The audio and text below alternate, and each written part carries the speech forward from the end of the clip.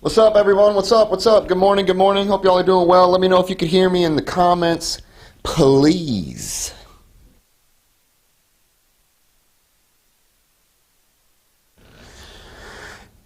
The plan. There's no plan. There's no plan. That's the plan. There is no plan. We're gonna. I don't know what we're talking about. What do you guys want to talk about? What do y'all want to talk about? How to pass the type rating. That's the plan of action, is how to pass type rating training. I think that's the subject of the day. I'm doing one of these every day this week, by the way. I realize I'm talking off screen and you can't see me. You'll see me now. Bill, what's up? He says 5 by 5. Awesome, awesome. All right, we're going to talk about how to pass type rating training here in a minute. Which, by the way, this topic has come up a lot because we're getting a lot of EA personnel that have never been to an airline, have never flown a jet, and they're getting hired in an airline to fly a jet, all right? And they're like, how am I going to do this? How am I going to do this, all right? I just got off the phone last week with a very, very nice lady. I won't mention any names here. But she's like, how am I going to pass this? I've never been to an airline. I've never been. So let me tell you, there's three, quick, just so you know, those of you that have never flown in an airline or you've never flown a jet, there are three things that you need to be aware of before we get into it here. Number one, you're going to have probably a hard time understanding how the airplane operates because you've never operated that jet before. If you've only flown a light twin, a Seminole, a Duchess, something like that. So number one, how the airplane operates. That's the first thing. Second thing is how to operate it. Don't get these confused. Okay, listen closely to what I'm saying. The first one is how does the airplane operate? The second one is how to operate it.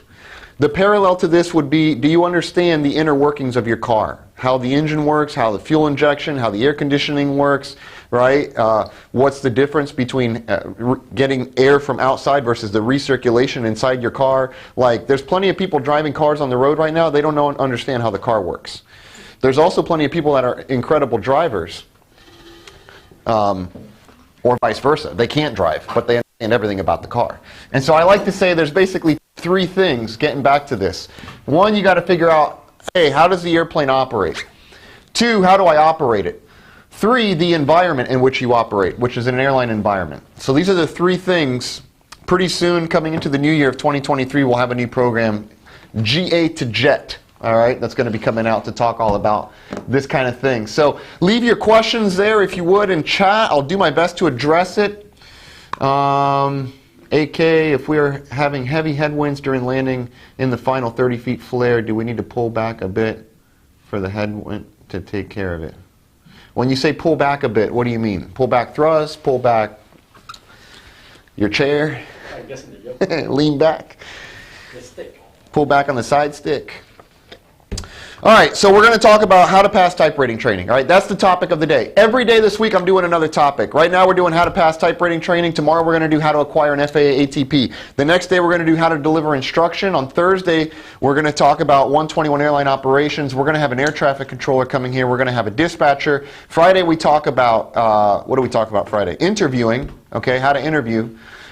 And Saturday, if there's enough interest, I'll do a little flight crew finance program. All right, which I did a while ago that seemed to get some good feedback, so we'll do one of those again if there's enough interest in that. All right, AK, to answer your question, I wouldn't worry about the wind. Just pull back based on what you need. So whether there's a headwind or no headwind, that doesn't really determine if I'm going to pull or not pull. So yeah, I guess the short answer to that is it's all based on how much do you need. You know, like how much aft pressure do you need? And I'm just reacting in the moment. I'm not going to do anything different because there's a headwind. I'm just going to react to what I need. Roger. Hello from Istanbul, Turkey. Just finished my type rating training on the NG. Learned a lot from this channel. Thank you. Thank you, Roger. Appreciate you. Okay, let's get into this. All right, I took some notes early on my phone because a lot of times when I'm out and about, I have some thoughts that come to mind. So I want to just drop through some of these thoughts in terms of what I would be doing to prepare for type rating training. The first thing I'm going to tell you about getting ready for type rating training, don't miss it, Here's how you're going to pass type rating training. Get ready for this. Prepare.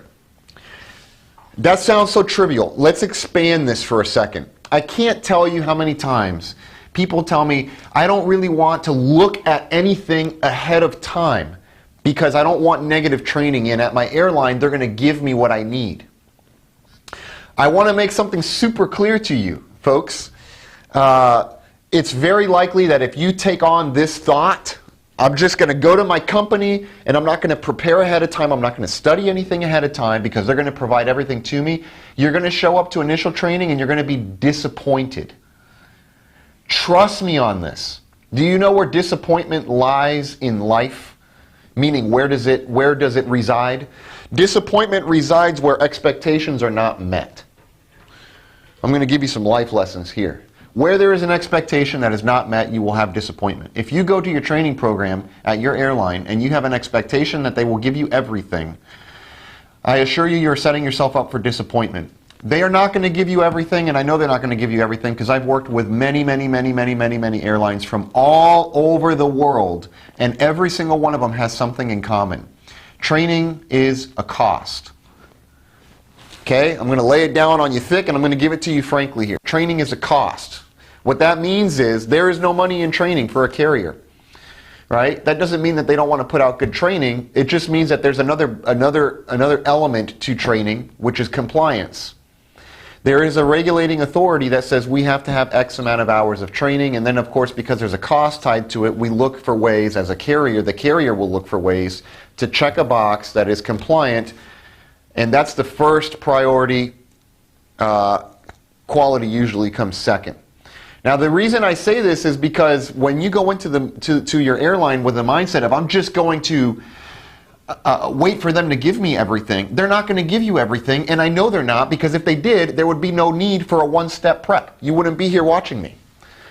So this is a universal truth. Prepare ahead of time. Let me address the part about why people don't want to prepare because of the negative training thing. The negative training, it's not going to happen if you study systems first. Let me tell you why. Behind me on the screen is an A320. Okay, I say this a lot. This is a 320. So if you're going to go fly a 320 right now for Delta or United or American or Spirit or JetBlue or Allegiant or whoever, I'm going to tell you something. That landing gear right there, it works with the Landing Gear Control Interface Unit, aka LGCIU. Did you know that there's an LGCIU on the Airbuses at Delta and Spirit and American and Delta and JetBlue and Allegiant and all of them?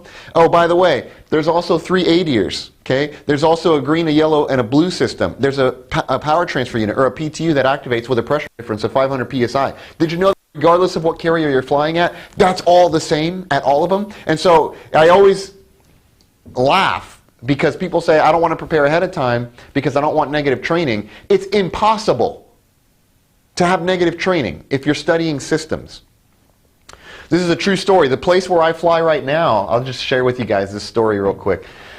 2017, okay, I go through new hire training over there. My partner was flying a Lear 45 at the time, my sim partner in training. He had landed his Lear 45 the night before, showed up next morning with me in class. This is the first time we're ever meeting there in class, and he tells me that he basically had just landed a few hours ago. He hasn't really prepared anything, and he was just hoping that, you know, he would go through training and they would provide everything to him. Now let me explain something about that. Before I go any further, I'm going to finish that story. If you have only flown in the corporate world, the Lear 45, the Hawker 800s, the Gulfstreams, the Beechjet 400s, if you are used to flying in the corporate world, you go to training not in an airline environment, you go to training in a 142 training center environment, which means you are the customer when you show up to Flight Safety and SimCom and CAE and all of these places. You're the customer. That means when you show up for training, they're going to greet you with a box of donuts and warm coffee every single morning, right? In an airline, you're not the customer, you're the employee. And so this is very, very crucial for people to understand from a student perspective and even from an instructor perspective, which effective instruction, all about that there. But let me hit it from a student perspective for a second. When you show up, corporate pilots, into an airline environment, you are no longer the customer, you are the employee. And so The box of donuts thing, some places they're still going to have it for you, but it's the experience is such that just understand you're the employee. So if you don't perform, not to say you don't have to perform at these other places, because of course you still have to perform, right? But the fact of the matter is the relationship and the treatment and everything is going to be a little bit different just because of the environment that you're in. So this gentleman shows up from flying a Lear 45. He was my sim partner in 2017. He didn't study anything. He struggled a lot in training. By the way, he had me as a partner. I sat down with him a lot. After class, before class, go to the hotel, get together poolside, go through manuals. And he made a lot of progress through the training, but ultimately it was a lot for him to handle because he was in a different mindset. And I told him day one of training, I said, man,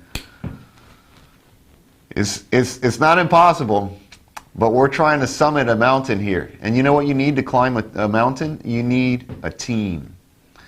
So don't think you're going to go at this alone either. This is another thing. As the challenge elevates, the need for a team escalates. You like that? I'm going to throw in a bunch of life lessons for you guys here. So what I'm saying is, number one so far, for those of you with me here, number one, I appreciate you being here. 2, prepare ahead of time. Prepare ahead. What do I prepare ahead on, Joe? Systems. Okay, systems. Do not prepare ahead on memory item limitations. Why? Memory items and limitations are very important. In fact, they're going to be the number 2 thing I'm going to talk about here, the memory items and the limitations. Okay, but before I get to that, do not prepare with memory items and limitations. The reason you don't want to prepare with memory items and limitations is because your airline now may have a specific sheet, a specific card, a specific document in your electronic flight bag, in your EFB that says, I want you to memorize these bold items. I want you to memorize the italicized items, the ones that have the hash mark next to them. And so, because a different method from which to give limitations and what they would consider to be quote-unquote fair game on their checking event, I'm not going to tell you to prioritize with us studying memory items and limitations until you get to the airline and then they tell you, hey, everything in bold, everything underlined, everything italicized, everything with a red heading. Like in all the airlines I've trained, they all have different methodologies to this. Some of them say if it's bold, some of them say if it's underlined, some of them say we have a quick reference card. You don't even need to memorize memory items because we have what's referred to as a QRC or a quick reference card. So don't spend time on that. But the systems are never going to change, so definitely spend time on the systems, okay? So number one, if you're taking notes or if you're here with me, I appreciate you. First thing, prepare ahead. Do not assume you don't need to do that. Do not assume you're going to get negative trained. Don't assume any of that. That is all insanity. Insanity. Do not believe that. Review systems. They will never change regardless of where you are flying. They will never change. Let me catch up with the chat real quick. AK, love the content. Appreciate you. Thank you so much. Greetings from Colombia. Colombia, what's up? Germán Tobón, cuéntame. My question, do you have a method to work out the ECAM decision-making process? I do. It's actually, I have a whole hour and a half talking about ECAM actions, the levels of it, how to go through it, how to address OEBs. So, Germán, do you have the A320 video program? That's my first question. If you do, if you don't, that'd be a good place to start because that's going to address a lot of the ECAM stuff there. Okay, second thing. We already got the first. The second thing. Now you've started. You prepared ahead. Okay, Joe, I hear you. I'm doing the systems review ahead of time. Perfect. Now you showed up to your airline day one. You're going to want to know memory items and limitations. Memory items and limitations. Why? Let's talk about the footprint, the training footprint. A type rating training footprint, the way we train it here anyways at One Step Prep Academy, it's usually about 22 days long. Day 1 to 6 is ground school. Day 7 to 8 is going to be what we refer to as SIT, Systems Integration Training. So that's going to go up to day. And then from day 8 and beyond, we go into full flight sim. Typically right here around the SIT, if you're doing an initial, you're going to get an oral. And then at full flight sim over here, you're going to get your check ride. Okay, I'll just abbreviate it, CCR. So that's, I don't know if you can agree. This is pretty much the typical footprint for a type rating. Ground school, systems integration training. In the SIT, in the systems integration training, let me explain real quick kind of what happens there. You're usually in a flat panel trainer, touchscreen trainer. You're going through how to load an FMS, a McDo in the case of a 320. You're going through profiles and callouts and CRM and getting used to the automation and how the FMA reacts and how to manipulate the mode control panel or the flight control unit. I mean, this is basically what you're doing here. And then from there you go into full flight simulation. The oral is always comprised of three things: memory items, limitations, lights and switches. Memory items, limitations, lights and switches. Lights and switches is systems. So let's rewind for a second back to step one. I'm going to show you how now you have prepared for your type rating ahead of time. The memory items and limitations, I don't know exactly which ones the company wants and what their methodology is towards memorizing memory items and limitations. Do they have a quick reference card? Maybe they don't even want me to go through any of the memory items, right? So I'm going to leave that up to the airline. But the systems, which is part of the oral, is never going to change. So I'm going to prepare ahead of time before I ever showed up to training with systems review videos from onestepprep.com, which is by far the chainsaw to cut down the tree, right? The reason I use this analogy is because a lot of times training is like trying to cut down a tree, and the tools that they equip you with are the butter knife. And what you really needed was a chainsaw, which is enter onestepprep.com.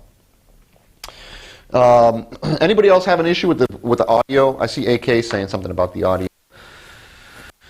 Let me check my microphone. No, we're transmitting.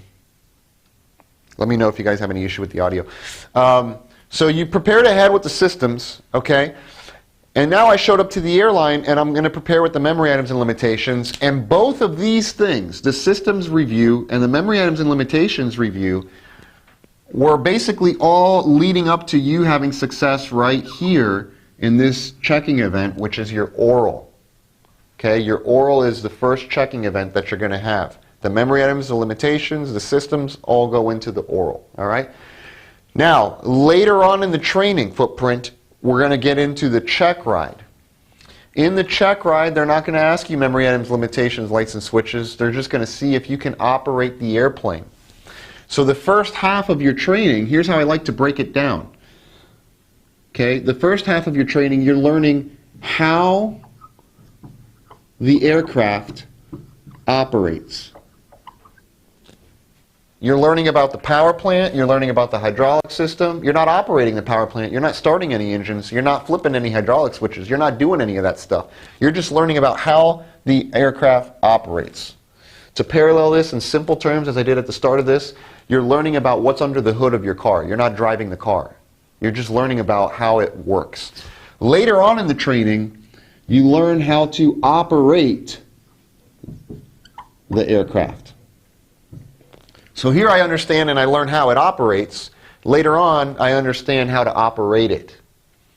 And you will be examined accordingly on each thing, right? The oral is the systems, the memory items, and limitations, and then later on, the actual flying of the aircraft, etc. All right?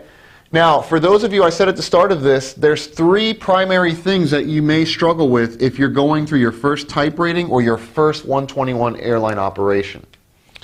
The first one is you don't yet know what a hot start is, what a hung start is, no EGT, no light off. You don't understand perhaps the concepts of pressurization, dual CPC, cabin pressure control systems, how those operate, why we have them, why we have outflow valves, why we have safety relief valves, why we have negative relief valves. Like, why do we need any of this stuff, right? So that's understanding how the airplane operates. So the first thing is the how it operates. This is the first area where it may be a little bit foreign to you. The second area now is how to operate it, right? The how to operate it part means how do I integrate myself, how do I talk to the automation through the mode control panel, through the flight control unit in the case of a 320. How do I interact with my crew member next to me, because you're not going to be reading a checklist, talking on the radio, flying the airplane, and tuning frequencies all at the same time. I always know a GA pilot when I get in the sim with them and I see them trying to read a checklist, talk on the radio, fly the airplane, tune a frequency. They got their knee board. Different game, brother and sister, different game, all right? That's a different game. So now we get into how the airplane operates. Some of the things you're going to have issues with in the how to operate it, I should say, in the how to operate it section. Number one, automation. Okay? You're going to have issues with the automation. It's like me. I was flying a Metroliner for 3 years. Then I start flying a 737. I didn't even trust the damn thing. I put the autopilot on, turn left heading 360. I roll the heading in, the airplane's turning by itself, and I'm like, I feel like I should be doing something. I don't trust that it's going to turn accurately because for the last 3 years, I've had to turn the plane myself. So I don't trust a flight director. I don't know what an autopilot is. I never heard of an auto throttle. And now all of a sudden, the airplane's turning, the yoke's turning, the thrust levers are moving. I'm like, damn, I feel like I need to be doing something here, right? And I didn't trust it. By the way, I also didn't understand how to integrate well with the automation. Finally, we figured that out.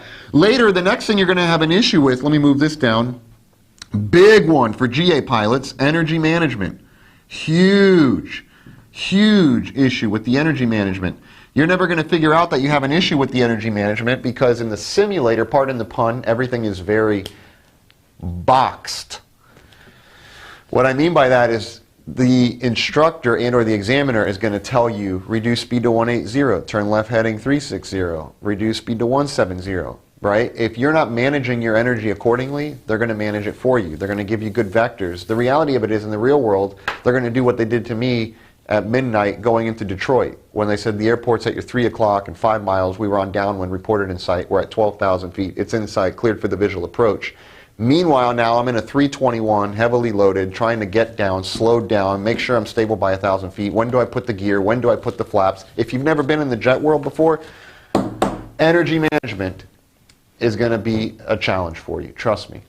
The good news is, a lot of the programs that we have, I just want you to understand, like they've been developed because somewhere along my career, I had an issue with these things myself. I had challenges with energy management when I first started flying 7.3, and I'm like, you know what? Let me go find some energy management course out there.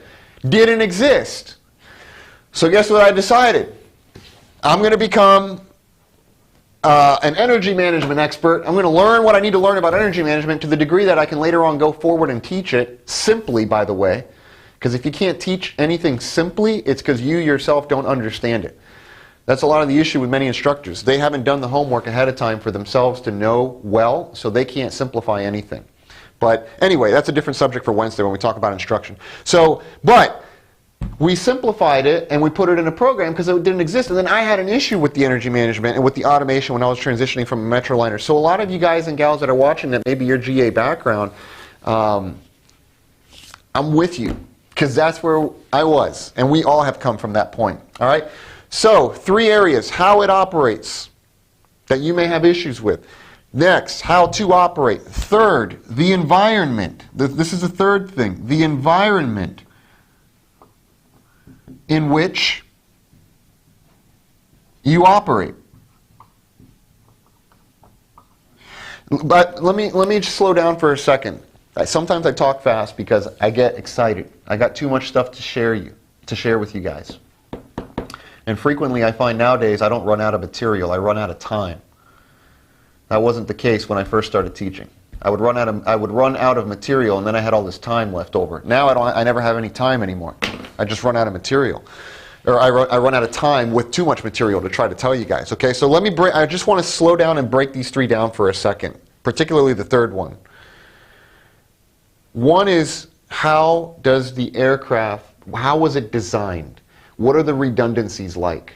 Why was it designed that way? Not just how, but why was it designed like that? The reason you're going to want to know this part well is because on the oral, they will be checking this. You understand that? On your oral exam, they're going to ask memory items, limitations, lights and switches, which is systems. The systems is everything about how the aircraft operates. This is where our videos come in, onestepprep.com. What's your coupon, Alexis? Alexis 10? Yep. Okay. Alexis 10 for 10% off. To everybody on here, if you want a little deal, Alexis 10, 10% off. And that's a good starting place for you. Second thing, how to operate. So now I understand how I get how the engine works. I understand how my car works now, how my aircraft works. Now I want to go drive my car. I want to go fly my plane. See the parallel? So I need to understand automation and energy management. This is just two, but there's obviously many more to this, okay? By the way, also our videos cover this. So now I have to operate it. The third thing, the environment in which you operate, meaning at an airline, I have a jet bridge that I have to push back from. That means cockpit to ground, ground to cockpit, this whole exchange. Go ahead. Yeah, are we clear to disconnect? We got the AP running. You clear to disconnect. Okay, very good. So they pull that off. You got the tow bar connected? Yes, right? We're going to call ATC now to get a pushback clearance. Right? FO, typically, pilot monitoring on the ground. Pilot monitoring, pilot flying, the different roles. Pilot flying is the captain, always on the ground. Pilot monitoring is the FO on the ground, always. Typically because the FOs usually don't taxi. Not the case at every airline, but at most airlines that's the case. The pilot monitoring is in charge of the radio calls. So the pilot monitoring, in this case, the first officer, is going to call air traffic control. Ramp, trainer 1, request pushback, if there's a ramp control or ground, right? They say, Roger, clear to push, tail north, advise taxi. So we got a clearance to push. Now the captain on the other side has to call cockpit to ground. That's the company downstairs. Go ahead, brakes release, we're clear to push, tail north. Advise us when we can start engines, right? This whole exchange right there, if you have only flown GA, if you've only flown military, if you've only flown corporate, if you've only been crop dusting, if you've only been banner towing, if you've never been in an airline, you ain't going to know what the hell anybody's talking about. They're going to say cockpit to ground, who? Clear to disconnect, what? Is the bypass pin installed? I don't even know what a bypass pin is, okay? What's a bypass pin? If you don't know what the bypass pin is, it's because you don't understand how the airplane operates, right? How does the airplane operate? Let's talk about the 737 for a second, okay? The 737 has nose wheel steering. It has 3,000 PSI. Powered by the A hydraulic system. The 3,000 PSI of the A hydraulic system, when I pressurize the hydraulic pumps, right, what's going to happen is now if I hit the pedals, I'm going to have 3,000 PSI commanded to the nose wheel. Well, guess what? I have a tow bar connected down there, and I have a tug. Now, if I have the tug connected, you're not going to move the tug because the tug is heavy. If you only have the tow bar connected and you push the pedal, you can swing the tow bar left and right, and if there's somebody down there, you're going to swipe them across their feet and probably take their ankles off. Because it's going to be quick, and it's going to be strong, and it's going to be forceful. So we have something called a nose wheel steering disconnect pin that basically cuts the 3,000 PSI to the nose wheel steering from the A hydraulic system, and when they push us back and say, and you say push back complete, set parking brake, and then you say brake set, clear to disconnect, show me the pin. What pin am I talking about? I'm talking about the nose wheel steering pin. But guess what? You wouldn't know that if you didn't understand how it operates. And you also wouldn't know what to say if you don't understand the environment in which you operate. We've been doing this for a little while, man. Trust me, I've dissected the training game. Alexis 10, correct. AK for the win. Alexis 10 is the code. I'm seeing it in chat. It looks great. Programs for those of you that are looking to get your first type rating. There's 3 that I'm going to recommend. Instrumental. We'll start with 2. I'll give you the third one, okay, in a second. The first one is Type Rating Playbook to Success. Doesn't matter what type rating you're getting. 7.3, A380, 777, 7 foot, doesn't matter. Type Rating Playbook to Success. You could be getting typed on a Hawker, on a corporate jet. Go get that program. It's 60 pages long. It's an e-book. There's a physical book if you want us to send it to you. And then more importantly here, there's a 4-hour video program where I read you the book and then I expand outside of the book. And really it's about setting expectations for training and then the common roadblocks that you're going to have in training. There's 10 of them that I talk about there. Like anybody going to type rating training should have that program. Second thing, if you've never been to a 121 airline, get the 121 airline operations. 121 Airline Operations program. That one, links for this, by the way, you can just go to onestepprep.com and find it. But if you want a specific link, it would be onestepprep.com/playbook, onestepprep.com/airlines. I'm telling you, I wish I had these programs. You know why I created these programs? Because I didn't have the programs. I wish somebody would have had this program for me because I remember being in a sim down the street not far from here, struggling with this automation thing. And I'm like, man, why isn't anybody helping me with this? How come the instructor's not helping me with this? The instructor was more of an examiner than an educator. It was frustrating, which is why I came up with all this stuff. So go check those out. And then the third thing I would tell you is the video program for the 7.3 or the 320. By the way, I'm putting together a GA to jet course, it will include the type rating playbook to success. It'll include the 121 airline operations, and then there's another segment to it that's going to really wrap up a lot of this stuff that I'm working on putting together right now, and I'll have that out to you guys here in 2023. Very impressed with your breakdown. Which airplane? Primarily looking to complete my ATP bucket list. HFC, appreciate you. Which plane would I get type rated on? I mean, it depends on, if it's just a bucket list thing, it doesn't really matter. I mean, if you just want to get an ATP and do it on the 7.3. If you do it on the 7.3 with us, I can come train you tomorrow. If you want to come do it with us here, we can issue type ratings. Maybe we set up a chat and we try to nail down, your career aspirations.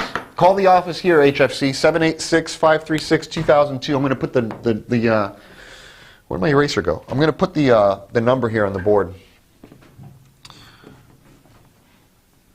Here, I'll put it here. 786-536-2002. This is the office phone number. By the way, if you have questions and you want to talk right now, live, all 25 of you watching this, I see there's about 25 of us on here right now. Call this number, 786-536-2002. Alexis will pick up. She's going to give me the phone. I'm going to stick it here on the speaker so everyone's going to hear all your questions. And we'll talk about whatever it is you want to talk about. By the way, ask the questions. This is another thing. This could be a whole discussion in and of itself. People don't ask questions. You know why? Because they don't want to be that person that's asking the question that everyone is going to... They have a fear of judgment. That everyone's like, oh my God, he's asking that question? How ridiculous. He should know that. That's like Private Pilot 101. And you know what I tell all my students in class? Just ask the most ridiculous of questions. Which way do I turn in a standard holding pattern? That's instrument rating. It doesn't matter. Just ask it. Because I would rather you, just ask it. And for all of you guys that are instructors out there, here's a lesson for you. You don't need to have judgment on your students. This is part of why your students don't interact with you, because they're afraid of what you're going to think of them. I don't think anything about my students. I want my students to have success. I don't care what they ask me. I just want them to have success at the end of the day. So call in and ask your questions, all right? Jamie Ross, I'm going to go buy the type rating book to success. Love it, love it. Appreciate that, Jamie. Trust me, you're going to love that. You're going to love that. When will you do a systems training live with the 7.3 FMS? I don't know. We could plan that out. Maybe we do that sooner rather than later. We got a couple live streams planned for the weekend. We also have some stuff planned for January. My schedule's a little hectic because I have a newborn coming as early as Thursday this week or the 29th of this month. So I don't really know what's going to happen, all right? I'm just trying to kind of rolling with the punches here. We'll figure it out as life unfolds in front of us. Okay, let me get back to this. We'll finish this, then we'll take some questions on here. Prepare ahead of time, primarily with the systems, memory items and limitations, okay? Here's the third thing for you. Third and final one. Memory items and limitations was number 2. Later on, let me just, before I move on, I want to add to this. Memory items, limitations, and then later on is going to be all of the automation, how to actually operate the airplane. And I'm going to also tack on here flows, okay? Because flows is a big thing. Certainly where I fly, flows is a massive part of the deal. You have to know your flows, and not only the flows, but the triggering events. What does that mean?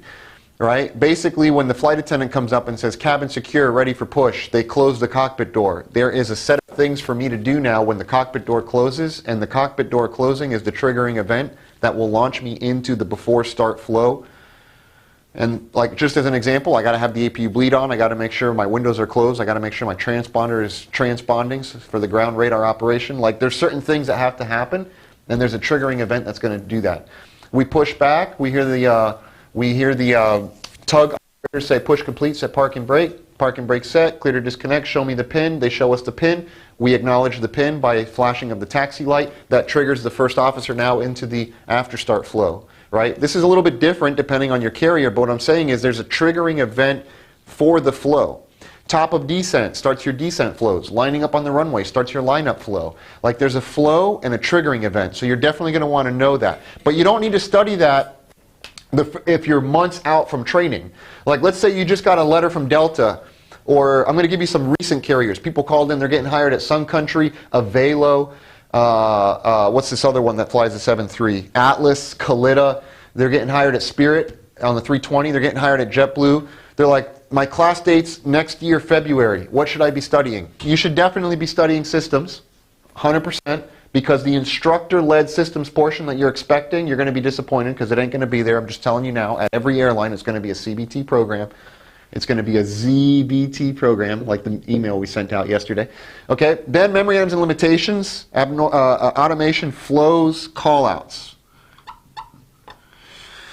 All right, and then the third thing to study, not even study. This isn't even a study thing. I'm just going to tell you what the third thing is. It has nothing to do with studying.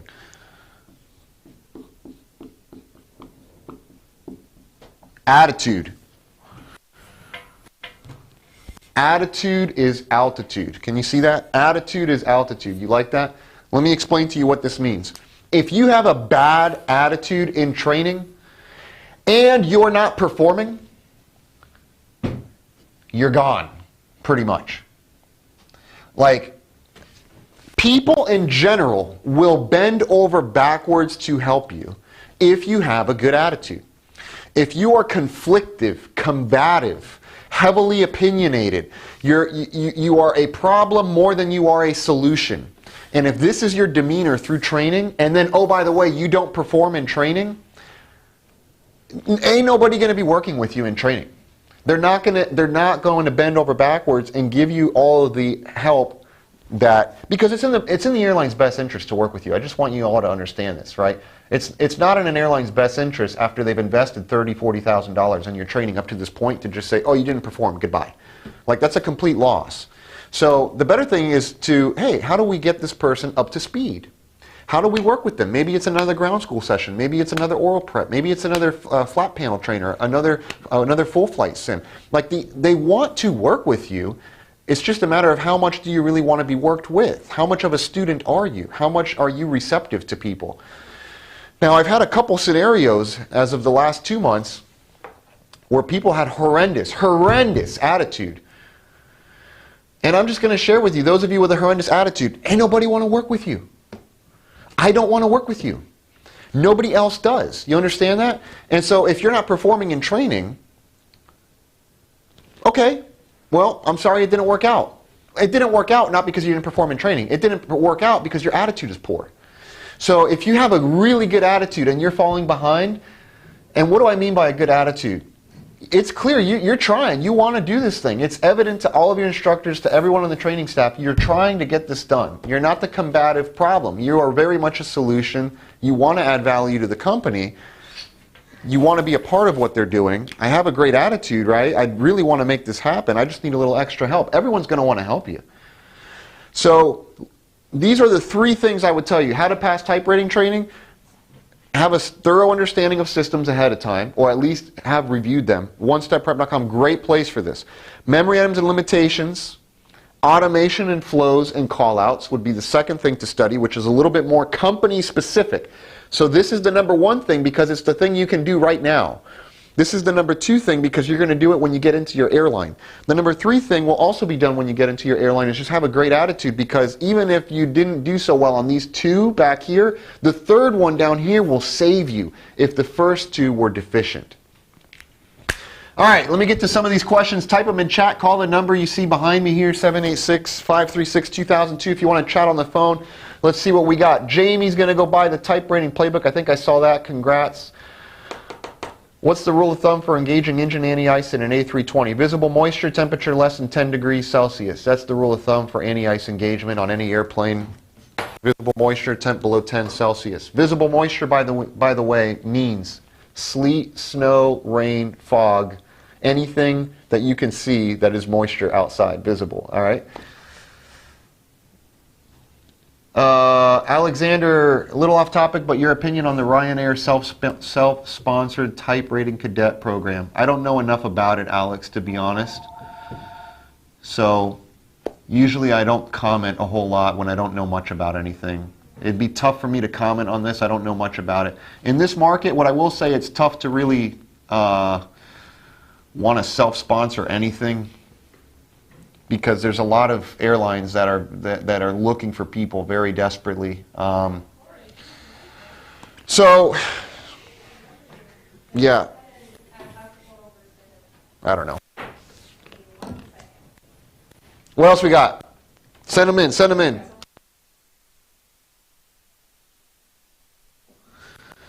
What's up, brother? Good morning. Good morning. Monday. Happy Monday. How you doing? I'm excellent. Again, I've been old gray-haired guy. I have only flown general aviation. Pre-COVID, I endeavored to finish my ATP because I was one of those guys that didn't take it before the regs changed. And went to Dallas, took my written, finished up. COVID hit, and have been looking for a place that I can finish up just for a bucket list type.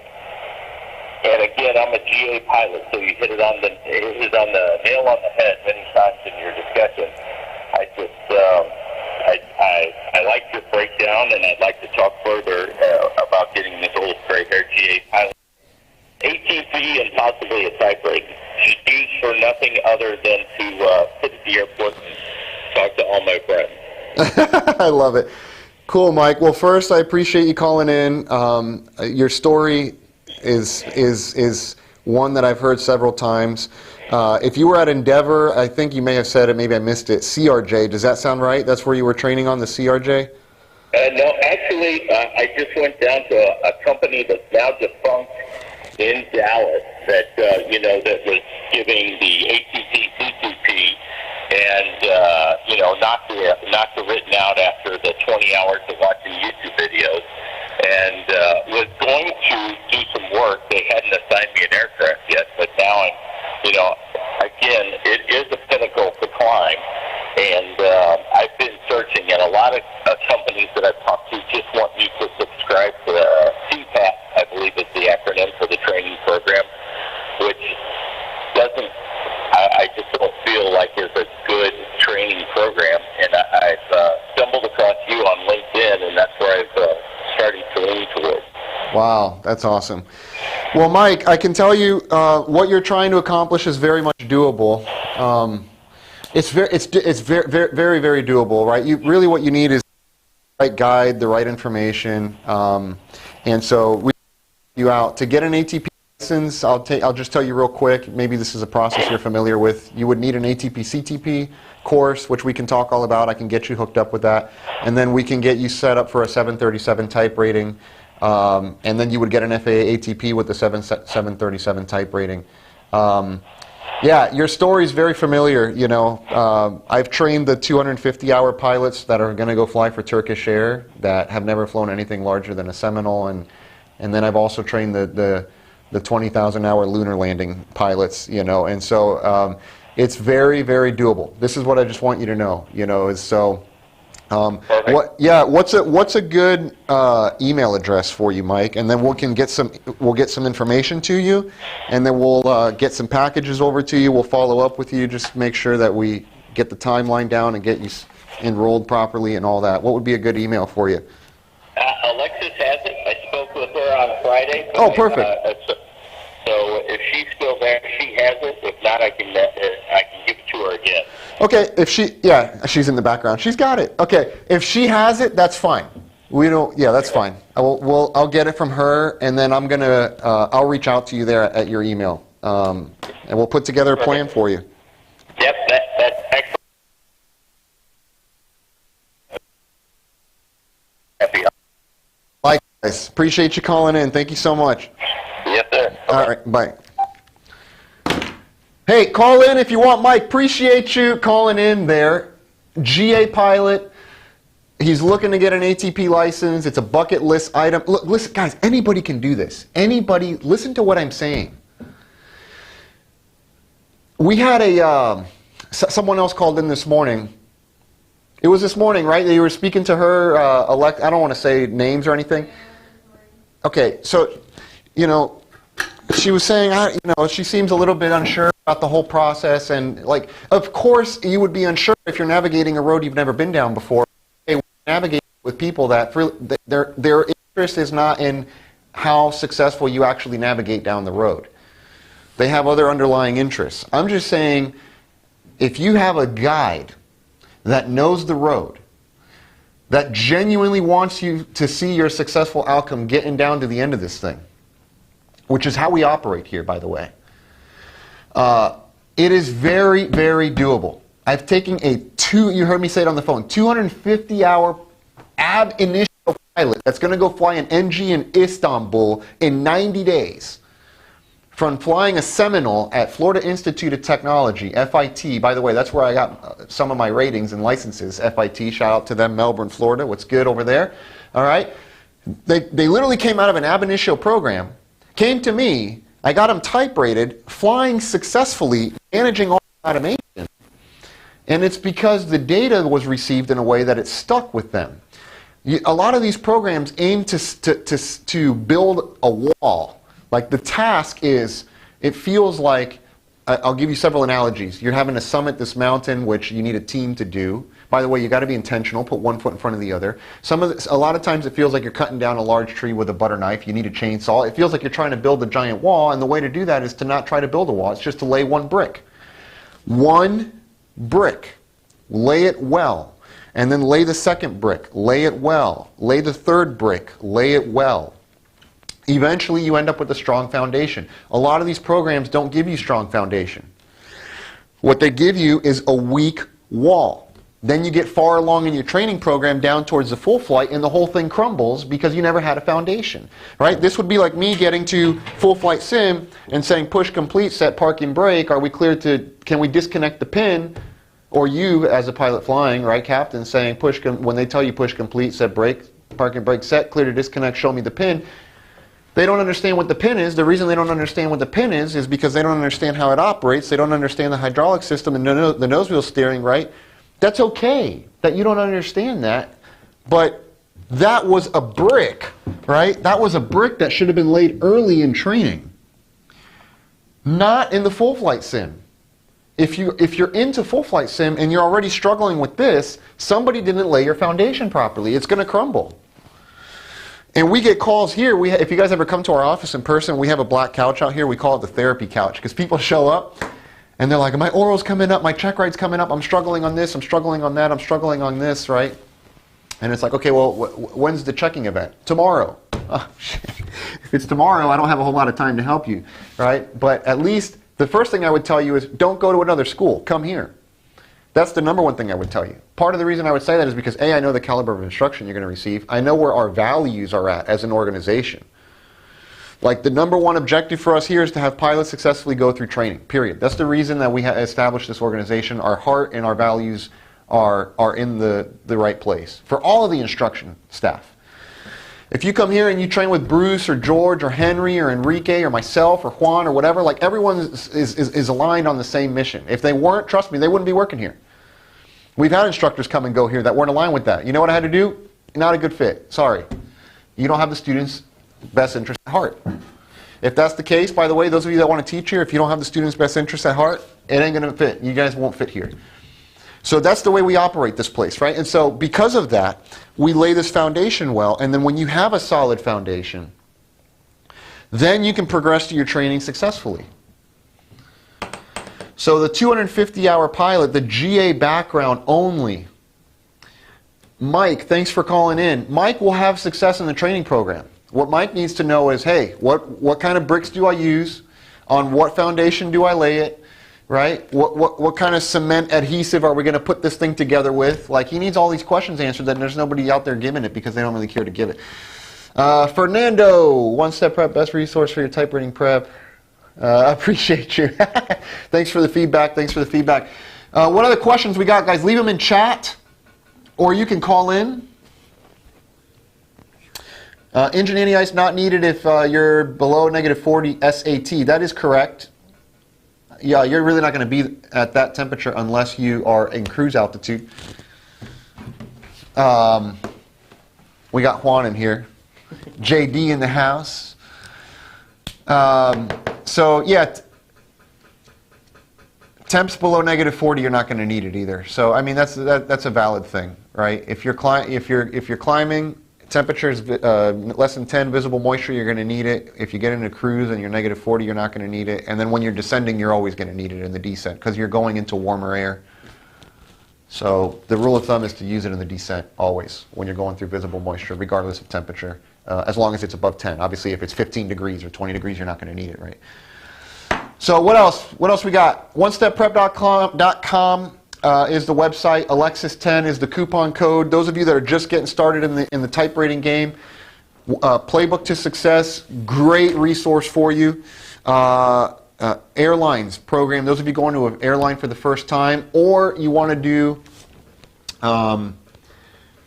a specific airplane review, fleet review, 737 or A320, and then GA to Jets. Look for this link to come out here shortly as we move towards 2023. We got two big announcements coming up in terms of the courseware in the very immediate future. One is the GA to Jet program. The other one is the 767 program. Those of you looking to do some oral prep on the 767. All right.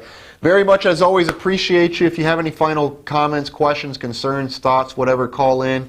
Leave it in the chat box there. Tomorrow, we're going to talk about how to get an FAA ATP license, the process, what that looks like. Right? You're going to need to take an ATP CTP course. You're going to need to have a written exam. You're going to have to do some checking event, be it an oral and a check ride. You can combine it with a type rating, but you don't have to. Where you're going to want to do that, you can do it either at an airline, you can do it at a 142 training center. By the way, if you're a foreign pilot, you're going to need a letter of verification. You're going to need TSA clearance if you don't have a U.S. passport. That whole process. Tomorrow we're going to go through that. Following day, we'll talk about delivering instruction. Following day, we're going to have an air traffic controller. Miami Approach Control will be here live with me, sitting next to me. We're also going to have a dispatcher from Spirit Airlines come through. We're going to have interviewing on Friday with somebody from the interview panel at a low-cost carrier that we're going to be talking about how to interview effectively. We have guests coming on the show. I'm going to be doing this a lot more as we move into the new year. Collaboration. By the way, maybe you want to collaborate, you want to jump on the live stream with me here. You've got something to share, but you can't travel to Miami. We'll just link up two videos side by side, and then we can talk together on the live stream. But we want to collaborate with more people and do more things together moving into the new year. So hopefully that resonates with you. As always, you guys know the name, Juan and Joe, your friends in training program success. Alexis is here Monday to Friday. She's answering phones. She's answering your emails. If she can't get the answer you're looking for, we'll get it off to Diego. Diego's our director of sales. He is also a captain for a low-cost carrier. If it's a record-keeping related thing, we got Monica. We've got the resources. This is what I want you to know.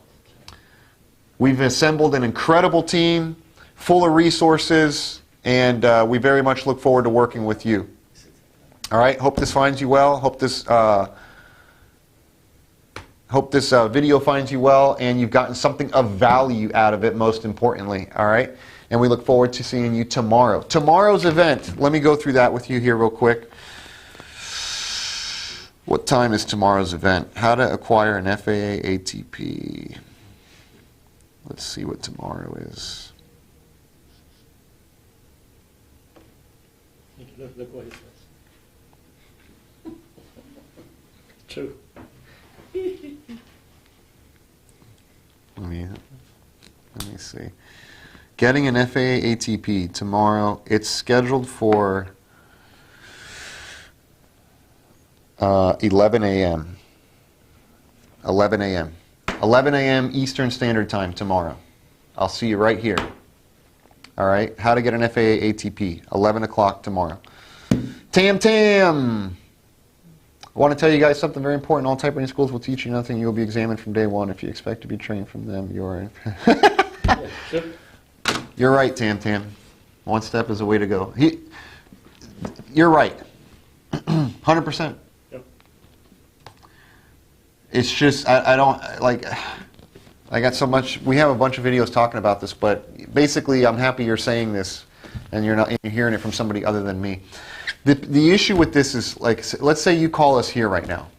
How much does a type rating cost? Whatever, $13,900, whatever it costs. I don't even know. I got to look at the price list. It's about $14,000, right? So it's $14,000. Then you call down the street somewhere. How much is a type rating? It's $13,200, and you're like, oh, I'm going to save $800. You're not going to save $800. Okay, let me explain to you why.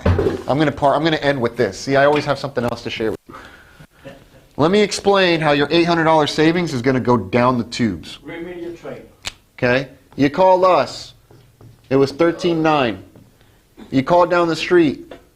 It was 13,100. Okay. Oh, I'm going to save my $800. That's going to pay for my hotel room. Okay. Let's look at how this is going to work out. I'm not saying this because we're a flight school and we want you to come here because we want the money. Trust me. I'm telling you because I have worked. So is Juan, by the way, who's right next to me. We've worked for probably every 142 flight school, at least in Florida. You know what I figured out in the 142 flight school world? I learned some things how to do them, but most importantly, I learned how not to do things. So let me share with you what's going to happen, okay? You're going to save your $800. You're going to show up to day one of ground school. You're going to have an instructor that's there to bill. They'll collect their day rate. Not all of them. Not all of them are like this, but many. They're going to collect their whatever their credit. They're going to go. They don't have a genuine interest that lies in you and you having success in the program. Okay? They don't have a genuine interest in that. That's the first thing. I got another thing I'm going to talk to you about real quick. I'm just going to write it here so I don't forget about it. Second thing, the courseware they're going to equip you with is not going to be great. It's just going to be some program that you're like, it's the butter knife to cut down the tree. Trust me on this. Okay? Third thing, maybe you end up with remedial training. From the school's perspective, that's good. Why? Because they're going to bill you another $700, $800 an hour for a minimum of 4 hours because they're not going to bill you a sim for any less than 4 hours. You can't book it. It's impossible. Plus So hotel. plus your hotel, plus all your expenses and Travel everything. expenses. So $800 an hour times 4, there's another $3,200 of remedial training for you right there. Okay? There goes your $800 savings, gone. By the way, the flight school doesn't care because it's a profit center. They're making money off this, right? So here's another $3,200 coming into the pocket of the flight school. So they don't really. You understand what I'm saying? So there goes the $800. That's what I'm saying. Now, you get further down through your training, okay? And let me see what happens now. Now somebody calls here. I don't know where my phone went. Somebody calls here and they say, "Hey, the office phone. I'm down the street. I paid the 13,100. They billed me another 3,200." This story plays out all the time. Trust me on this. This is why I'm sharing this with you. Now they're up to $16,200. So now you're up to, no, 16,300. So far you've paid $16,300 now for your type rating. You've already made it through ground school. You made it through your SITs. You're into full flight sim. And now you say, hey, I did my ground. I did my SITs. I'm up to full flight sim 3 out of 7. Can I just go to your school and do the last 4 sims together with you? You cannot. The reason you can't is because you can't transfer training TSA purpose. from one school to another school. It's not like transferring college credit. Unfortunately, the way the flight academies in the 142 are laid out is you start a curriculum. The curriculum has an objective. It has a completion standard. At the end of that curriculum, you have a checking event. It issues the license. You can never go to the checking event if you don't complete the curriculum in its entirety, which means if you come over here after having gone somewhere else, now you have to go through that curriculum and complete our curriculum in its entirety because you're falling into a new training objective with a new footprint, right? The one down the street might have 7 sims. We have, or they may have 8 sims. We have 7. They may have, 3 days of ground school. We have a different day of ground school. Like we're just going to have a different footprint. They're not all identical. So you have to complete the curriculum in its entirety, and therefore you can't train. So now the only thing we're forced to say is, hey, you want to come do a type rating with us? That's fine. What does it cost? The price of the type rating. The same it was from the beginning, the $13,900. And unfortunately, we can't give you any credit for anything because then we can't have a TCE, Training Center Examiner. By the way, that title says it all, Training Center Examiner. You can examine for that specific training center. Right? You can't come over here and do a check ride with one of our examiners because our can only examine for our training center under the curriculums for our training center. And the curriculum that you just completed or are about to complete is not our training center's curriculum. So our examiner, who is authorized to examine under our curriculum, which you are not enrolled in, cannot give you the check ride, which is why you can't transfer credit. So I guess what I'm saying is everything cheap, and in Spanish we have a saying, lo barato sale caro. Okay? You know what that means? Everything cheap ends up being expensive. Yeah. Pay to play, your $800 will be well spent because you're going to come to a place full of people that actually care about your outcome. Not only do they actually care about your outcome, they're very well equipped to get you what you need to get through the training program. Now up here I wrote something, 121 versus 142. For the instructors that have never been in a 142 environment and they have only taught in an airline environment, the instruction you're going to expect to get is probably not that of somebody who's been exposed to the 142 world for a while. Let me explain what that means. Let's say you are an airline instructor. You are an airline instructor, you watching this right now. Your student shows up. If the student doesn't perform, right, what happens to the student? They end up not making it through training and they wash out. And then you as the instructor keep your job. In other words, the person not performing, the student, gets fired. The instructor does not, even though the instruction may have been horrible. So a lot of instructors that have only taught in a 121 environment, they are used to a shape up or ship out mindset because they're not the ones that otherwise they're not going to make it through training. In a 142 world, that's not that way. In the 142 world, the instructor has to perform because if the instructor doesn't perform, the student ends up firing the instructor. Why? Because the student's the one that just paid $13,900. So the instructor is held to a higher standard because the student has an expectation because the student paid the money. So for everyone who has only taught in an airline environment, they have high expectations that their students are going to perform. If you actually originated the other way, which was the way I went through training in my career, I never taught in an airline before I taught in a 142 world. I'm teaching in an airline now. I'm in the training department at my airline now. But I taught in the 142 world, which is, hey, the instructor is held to a high standard. You must perform. They should be held to a high standard. When I was in other 142s working, that was not the case, right? And the reason that wasn't the case was because a lot of the instructors that were teaching in these centers, they came from the 121 world, where they were used to not having to hold themselves accountable to perform. They were only used to holding the students accountable to perform. I don't look to hold my student accountable to perform. I look to hold me accountable to perform. I need to perform as an instructor. If I perform, my students will perform. Those of you that teach anything, this is the mindset you need. If you hold yourself accountable for the student's success, your student is going to succeed. If they don't succeed, you're probably part of the problem as the instructor, right? But in an airline environment, that's not necessarily how it rolls. Because I started in a 142, I was holding myself accountable from day one, just like Juan was. Then I went to the airline world and I took that same mindset. So it's because of a different way that I kind of got into it that we have a different mentality towards training as a whole, which is why I'm telling you, spend the $800. By the way, all that money goes to paying Sims. Trust me, this is not the world of like, oh my God, I got to pay almost $14,000. We don't keep that money. That goes to Boeing to pay Sims. Trust me. I make more money going to fly an airplane. Devansh, congrats on 13,000 subscribers. Appreciate you. I know you've been a long-time follower, man. So we appreciate you. Prepare for ERJ type training. Not on a video, but we can do it in person. If you want in-person training on the Embraer, we can get you something hooked up, or virtual. We got Embraer instructors that can come to you, Raj, if you want to do a virtual thing, or if you want to do... watching videos one step per. I know I feel I'm a captain of 7.3 and only have a 300 in Cessna 150. That's awesome, Tam. I appreciate everything, your feedback. Look, guys, like don't like you don't feel like, oh, you know, you have. Everyone starts somewhere, and frankly, Tam, if you've gone through all of our videos, for someone who hasn't gone through our videos and is flying the plane, you probably know more about the plane than the person flying the plane just by going through our video. So great. Everyone starts somewhere. Like I'm happy to hear you find everything easy to understand. You get value out of the video. I mean, that's really ultimately what we're aiming to do. So look, we want to work with you. Just at the end of this video, I hope you take that out of this. We want to do something with you. I don't know what it is. Maybe it's an Embraer program. Maybe it's an interview prep program.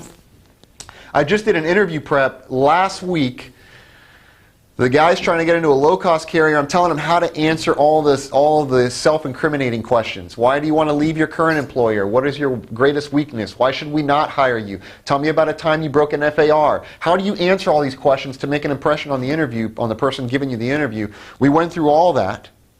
We have that on video also, onestepprep.com/interview. And he says, you know, I want to get into this airline. I said, good, have you applied? I did in 2020. That was 2 years ago. Almost 3. I applied in 2020. He's like, do you think I need to go to one of the road shows? I'm like, no. What you need to do is reapply, update your application. Have you done that? No, I haven't. Okay, good. Open your application right now. Let's do it. Maybe he's watching this live stream right now. He did. So we get on the application. I do it with him. He leaves the office after the interview prep. 2 hours later, he sends me a message to my phone. They just called me for a phone interview. Great. Excellent. That's what we want. So I'm going to follow up with him later today and see what happened with that, how the phone interview went, right? Because typically right now what they're doing is phone interview or virtual, and then in person, and then you get the job offer. CJO, conditional job offer. Contingent upon what? That you pass training, obviously. But whatever it is, maybe it's an interview prep or a type rating or an airline program or like a play. Like I don't know, but I want to do something with you. We want to do something with you. OneStepPrep.com. Contact us. Tab is there. Call us. Email us. Reach out to us here on YouTube. I try to get back to the comments on here as much as I can. So leave them all there. All right. Appreciate you, Rainier. 7.3 last course, learning so much. Tips for finishing the 7.3 videos and starting sim at Boeing.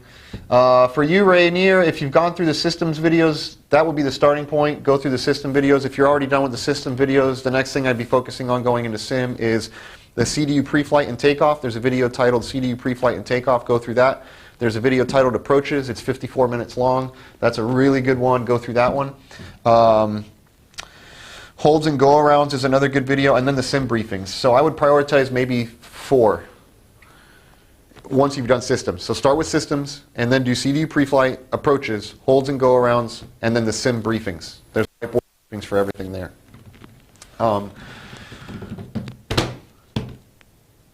Appreciate you guys tuning into this, all of you. Thank you so much. Thank you for all your support. If you haven't subscribed, please do. Please share. Most importantly, share the content.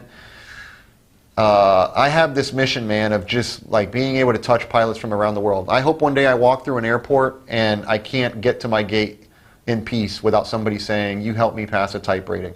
That would be phenomenal to me. To have that kind of reach to actually impact that many people would be like awesome, awesome, awesome. So really, really appreciate you all. Please like, subscribe, share, comment below. We'll get back to them as best as we can. Look forward to seeing you on the next live stream. It will be tomorrow. I will be here tomorrow at 11 a.m. Eastern Standard Time. So right about now, we'll be starting the live stream tomorrow. All right? And then every day this week, I'll be here every day. All right? Appreciate you.